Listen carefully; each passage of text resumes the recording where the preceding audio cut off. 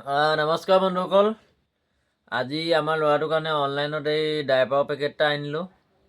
বোলো অলপ আপোনালোকক মানে দেখুৱাওঁ, সেইটো কাৰণে ভিডিঅ'টো মানে বনালোঁ। ব'লকচোন চাওঁ। এইটো দেখিছে ডাইপাৰৰ পেকেট, এইটো এম চাইজৰ হয় আৰু ইয়াত সকলোখিনি লিখা আছে। এইখিনি গোটেইখিনি এড্ৰেছ আৰু এইফালে দেখিছে এইটো এম চাইজৰ হয়। এতিয়া এই বস্তুটো মই এই ডাইপাৰৰ পেকেটটো লৈ পিনে ভিডিঅ' বনালোঁ মানে কেলে, যিহেতু আপোনালোকৰ ঘৰত যদি সৰু ল'ৰা আছে, আমাৰ ল'ৰাটো এতিয়া এইটো মানে দেখিছে ইয়াক এতিয়া 12 টকীয়া যিটো এম চাইজৰ সেইটো লাগে, সেইটো হ'ল এটাত 12 টকা। এতিয়া অনলাইনৰ পৰা মই আনিছোঁ, ইয়াত আছে 75 পেকেট।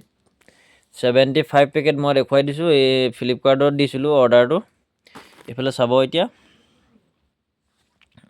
নেটটো অন কৰা নাই ডাটাটো। এতিয়া চাব বস্তুটো, এই ফ্লিপকাৰ্টত মই দিছিলোঁ এইটো। এতিয়া 75 পেকেটত অৰ্ডাৰত গ'লোঁ, চাব এতিয়া ধুনীয়াকৈ। নেটটো বহুত শ্ল'। ফ্লিপকাৰ্টত নহয় দেই, চৰি, মিছ'তহে দিছিলোঁ, পাহৰি গৈছোঁ। মিছ'ত দিছিলোঁ।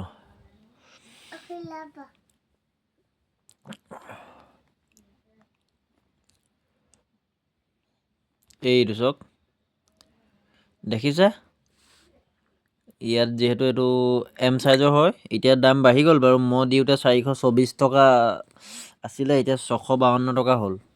এইটো দেখিছে এম চাইজ 75 পেকেট, আৰু মই দিওঁতে 400, এই দেখিছে নাই, এইটো চাওক 424 টকা এম চাইজ 75 পিচ।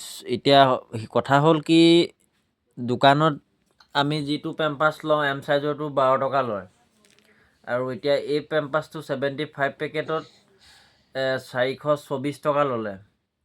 424 টকাত এতিয়া কিমান পইচা হ'ল আমি সেইটো হিচাপটো উলিয়াম। যিহেতু মই কেলকুলেটাৰটো উলিয়াই ল'লোঁ। 75 পেকেট পূৰণ 424 টকা। 75 পেকেট ডিভাইডেড, পূৰণ মাৰিব লাগিব, পূৰণ 424 এইটো চাওক 424 টকা ডিভাইডেড 75, 75 টকা। ইয়াত দেখিছে 5 টকা 65 পইচা।